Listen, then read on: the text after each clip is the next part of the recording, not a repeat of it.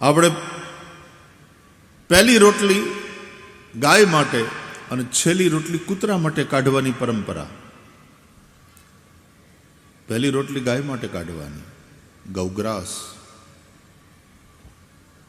છેલ્લી રોટલી આપણી શેરીનો કૂતર્યો, એ ચોકીદાર છે, એ રક્ષણ કરે છે. કોઈ અજાણ્યા આવે, ચોર આવે એટલે તરત ભહે એની વાહે દોડે. છેલ્લી રોટલી કૂતરા માટે. શુનિ ચૈવ સ્વપાકે ચ પંડિતા સમદર્શિના. પ્રાણી માત્ર પ્રત્યે દયાનો ભાવ. એટલે હું વિનોદમાં કયા કરું કે હવે શહેરના લોકોની તો જીવનશૈલી બદલાઈ ગઈ, ગાયો છે નહીં. પહેલી રોટલી ગાય માટે કાઢવાની હતી, ધણીને નોકરીએ જવાની ઉતાવળ, તો એ ખાઈ જાય. તો ગાયના ભાગની ધણીને ખવડાવી દીધી. ત્યારથી બચાડા ધણી ગાય જેવા થઈ ગયા, ગાયના ભાગની ખાઈ ગયા ને. એટલે છેલ્લી રોટલી કૂતરાની હતી, પોતે જમી ગઈ. પછી હસે ઓછું ને ભસે જાજુ. એ વિનોદ માટે, પણ આ આપણી પરંપરા છે કે આપણે એકલા નથી ખાતા, આપણે વહેંચીને ખાઈએ છીએ. પહેલો ભાગ પણ પરમાર્થે, છેલ્લો ભાગ પણ પરમાર્થે. એકલો ખાય છે પાપ ખાય છે, વહેંચીને ખાય છે એ યજ્ઞાવશિષ્ટ, એનાથી જીવનનું યાપન કરનારો સાધુ પુરુષ છે. યજ્ઞ શ્રેષ્ઠા શિનઃ સંતો મુચ્યંતે સર્વકિલ્બિષૈઃ. એ બધા જ પાપોથી મુક્ત થાય છે. ભુંજતે તે ત્વગમ પાપા યે પચંત્યાત્મ કારણાત. જે એકલો ખાય છે, પોતાનું જ પેટ ભરે છે, પાપ ખાય છે. વહેંચીને ખાઓ. રામે દીધો છે રૂડો રોટલો રે, કોઈને ખવડાવીને ખાઓ. આંગણે અતિથિ અભ્યાગત આવ્યો હોય તો આપણે એને ભૂખ્યો ન જવા દઈએ. પંખીડાને દાણા, મને હવારના પોરમાં આમ દાંતણ કરતો કરતો પંખીડાને દાણા નાખતો હોય. આપણે કીડિયારું પૂરનારા. આમ હિન્દુ કેટલું ધ્યાન રાખે આપણા સનાતન ધર્મના લોકો. દ્રષ્ટિપૂતમ ન્યસેત પાદમ, ભાગવત કહે છે. દ્રષ્ટિથી ધરતીને પવિત્ર કરીને પછી પગ મૂકવો. એનો મતલબ જોઈ જોઈને હાલવું કે આપણા પગ નીચે જીવ જંતુ કચડાઈ ન જાય. દ્રષ્ટિપૂતમ ન્યસેત પાદમ, વસ્ત્રપૂતમ પીબેત જલમ. વસ્ત્રથી પવિત્ર કરીને એટલે ગણે ગાળીને પછી જળ પીવું. એમ સત્યપૂતમ વદેત વાક્યમ. સત્યથી પવિત્ર કરીને પછી વાણી બોલવી. આહા, પાણી ગણે ગાળીને પીવું, એમ વાણીને સત્યથી પવિત્ર કરીને પછી બોલવી. પ્રેમે બોલવું રે, વચનને તોડવું રે, વાણી નિર્મળ સત્ય ઉચાર, વાણી નિર્મળ સત્ય ઉચાર. સત્ય વાણીની અદ્ભુત શક્તિ, ખોટું બોલી ન ખોવી. અમારે સિમરના સંત જગજીવન બાપુના શબ્દો છે. પ્રેમે બોલવું રે, વચનને તોડવું રે, વાણી નિર્મળ સત્ય ઉચાર. સત્યપૂતમ વદેત વાક્યમ, મનઃપૂતમ સમાચરેત. પવિત્ર મનથી તમે સંસારની માલિપા આંટા મારો. મન તમારું પવિત્ર હોવું જોઈએ, મન વિશુદ્ધ હોવું જોઈએ. એ વિશુદ્ધ મન એ જ વસુદેવ. સત્વમ વિશુદ્ધમ વસુદેવ શક્તિતમ. શ્રીમદ ભાગવત જ બતાવે છે વસુદેવ અને દેવકીનો અર્થ. વિશુદ્ધ સત્વ એટલે વિશુદ્ધ મન, એ વસુદેવ. દેવમયી બુદ્ધિ એ દેવકી.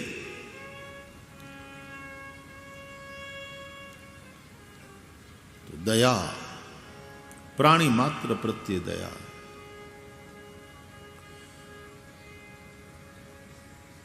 ધર્મે આ જે વાત કરી અને દયા એ ધર્મનું મૂળ છે એવું સંતોએ ગાયું. એના એ ધર્મ ઉપર જ્યારે કોઈ આક્રમણ કરે તો પાછા યુદ્ધ માટે મેદાને આવે. ત્યાં લડવું એ ધર્મ છે.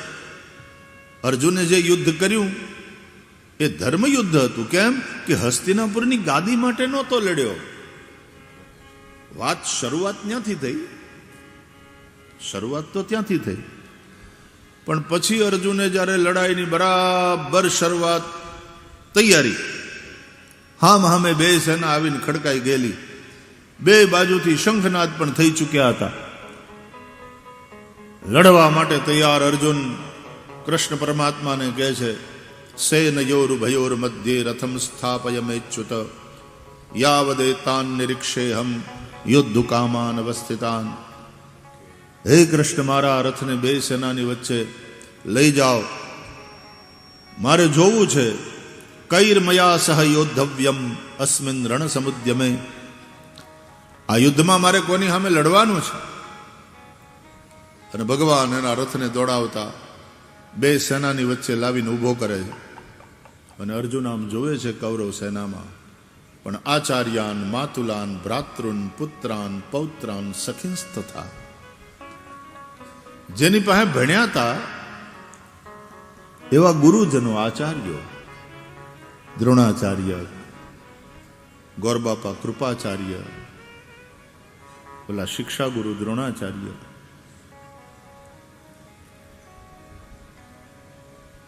મામા શલ્ય, મામા મામા કરીને જેને ખંધોલે ચડી જતા, એ શલ્યને ફસાવીને કૌરવોએ પોતાના પક્ષમાં કરી લીધેલા.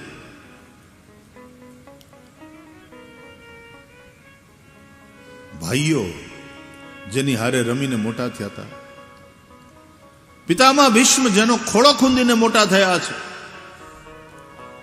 આ બધા સગા સંબંધીઓને જોયા અને અર્જુનને પરસેવો થવા માંડ્યો. હાથમાંથી ગાંડી છૂટી ગયું. બેસી પડ્યો અર્જુન રથની પાછલી સીટ ઉપર. વિષાદથી ઘેરાઈ ગયો અને કૃષ્ણ પરમાત્માને કહ્યું, આ બધું બંધ કરો, યુદ્ધ નહીં જોઈએ. ન યોત્સેતિ ગોવિંદમ ઉક્ત્વા તુષ્ણિમ બભૂવઃ. નહીં લડો. આમ કહી અને યુદ્ધથી વિરત થઈ. અને પછી યુદ્ધની કેટલી ભયાવહતા છે અને એનાથી સમાજ ઉપર કેટલી ભયંકર વિપરીત અસર થાય છે એના વિશે લાંબુ ચોડું ભાષણ કર્યું. અર્જુન વિષાદ યોગ, ગીતાનો પહેલો અધ્યાય. અને પછી કહ્યું કે આ બધા મારા સગા સંબંધીને મારી નાખી અને ત્રિલોકનું રાજ મળે તોય ન જોઈ, તો હસ્તિનાપુરના રાજ માટે તો આ બધાને હું કામ મારવાનું? મારે મારા સગા સંબંધીઓના લોહીથી ખરડાયેલી સત્તા જોતી નથી. એવા ભોગ મારે ભોગવવા નથી. ભુંજીય ભોગાન રુધિર પ્રદિગ્ધાન ન જોઈએ. તો વાત તો પછી હસ્તિનાપુરની ગાદી માટે રહી જ નહીં ને.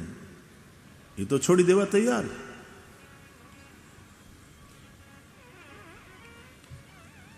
એટલે ભગવાને તરત આમ રથને ઘોડાની લગામ આમ ખેંચી એક કોર બાંધી અને પછી આમ ફર્યા. એ તે તું હસ્તિનાપુરની ગાદી માટે થઈને લડતો હતો? એલા, હસ્તિનાપુરની ગાદી માટે નથી લડવાનું. આ અન્યાયની સામે લડવાનું છે. આ ધર્મ માટે લડવાનું છે. હસ્તિનાપુરની ગાદી માટે લડતો હોય બરાબર છે, માંડીવાર ન કરાય, જતું કરો. ઘરના જ છે, ભાઈ ભાગ પડે એમાં સામેવાળાને કદાચ બે વસ્તુ 2 વીઘા વધારે મળે તો એમાં શું બગડી જાય? ઘી ઢોળાય તો એ ખીચડીમાં છે. પણ આ વાત હસ્તિનાપુરની ગાદીની નથી. વાત ધર્મની છે, ન્યાયની છે.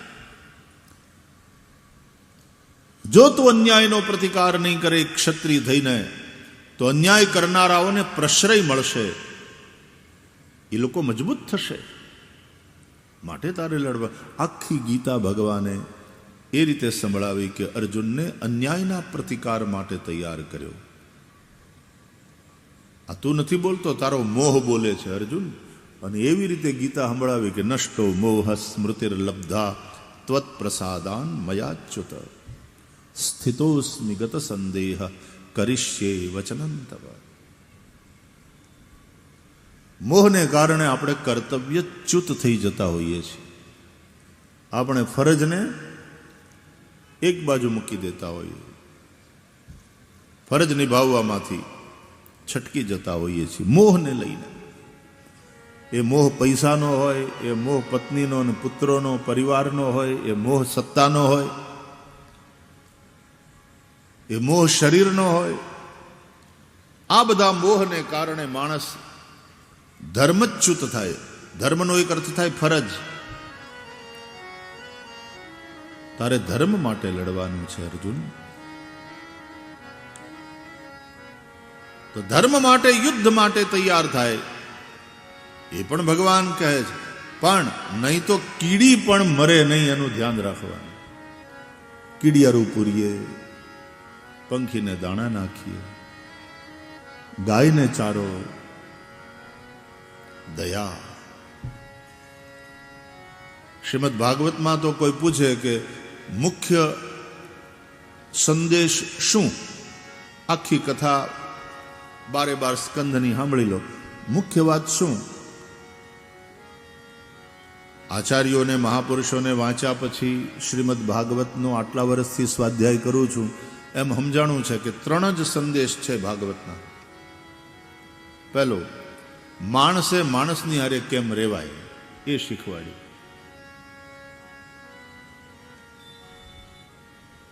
ઘણીવાર ગામડાના લોકો ભણેલા ના હોય પણ આમ એની વાતો એવી ડાઈ ડાઈ હોય. ડાપણને ભણતરને બહુ સંબંધ નથી.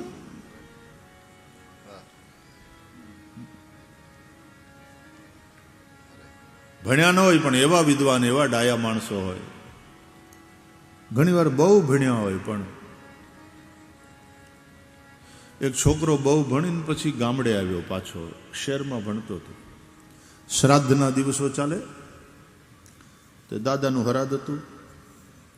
બ્રાહ્મણોને જમવા નોતર્યા હતા, સગાવાલાને બોલાવ્યા હતા. ખીર ને પૂરી ને ભજીયા કરવાના હતા. 5 કિલો તેલની જરૂર હતી. છોકરાને મોકલ્યો. જૂના જમાનાની વાત, ઓલો ઘાંચી અને ત્યાં એની ઘાણી ચાલે. કેટલા લોકોએ આમ ઘાણી જોઈ છે? એ તલ પીલાવ્યા હોય, માંડવી પીલાવી હોય નહીં, તેલ. વાહ વાહ, આપણે જોઈ. કોહ કેટલા લોકોએ જોયા? કોહ, કુએ. આ તો ગામડું છે ને, તો આમ હાથ તો ઊંચા થાય છે, પણ હવે ધીમે ધીમે ધીમે બંધ થઈ જાય. રેન્ટ, ચાલો કોહ જોયા. રેન્ટ કેટલા લોકોએ જોયા? વાહ.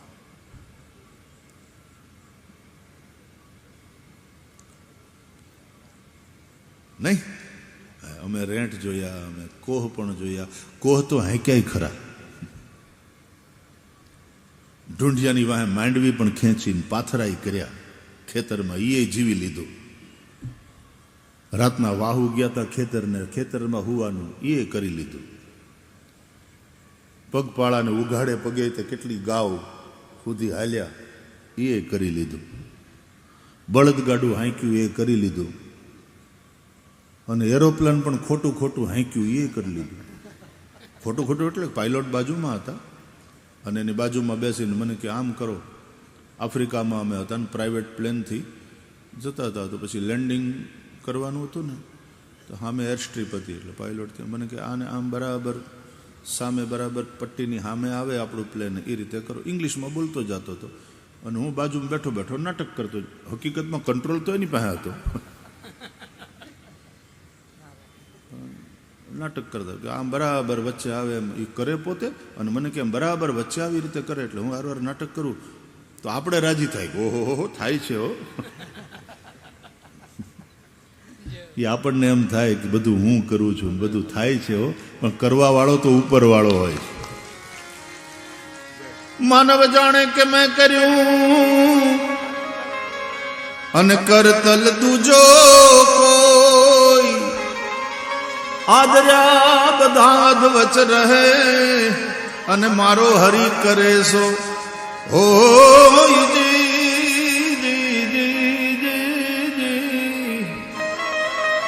ઓ મારો હરી કરે સો હોઈ સોઈ જો રામ રચી રાખા તો કરી તર્ક બઢાવે શાખા. વિશ્વાસ મારો વાલો બધું હારાવાના કરશે. દ્રઢ ભરોસો, ભરોસાનું નામ ભજન. અમારે હરિમંદિરમાં આખા દિવસની સેવા પછી રાત્રે ભગવાનનું જ્યારે શયન થાય ને ત્યારે છેલ્લે આ ભરોસાનું પદ, આશ્રયનું પદ શ્રી હરિની સમક્ષ ગાવામાં આવે. સુરદાસજીની રચના છે. એટલે એ વખતે અમે બધા વાતું ચીતું મૂકીને મૂંગા થઈ જઈએ અને આ પદની સાથે જોડાઈએ, આ ભજન સાથે. દ્રઢ ચરણ કેરો ભરોસો, દ્રઢ ચરણ કેરો, દ્રઢ ચરણ કેરો ભરોસો, દ્રઢ ચરણ કેરો. શ્રી વલ્લભ નખ ચંદ્ર છટા બીન સબ જગ માહી અંધેરો. શ્રી વલ્લભ નખ ચંદ્ર છટા બીન સબ જગ માહી અંધેરો. દ્રઢ ચરણ કેરો ભરોસો, દ્રઢ ચરણ કેરો.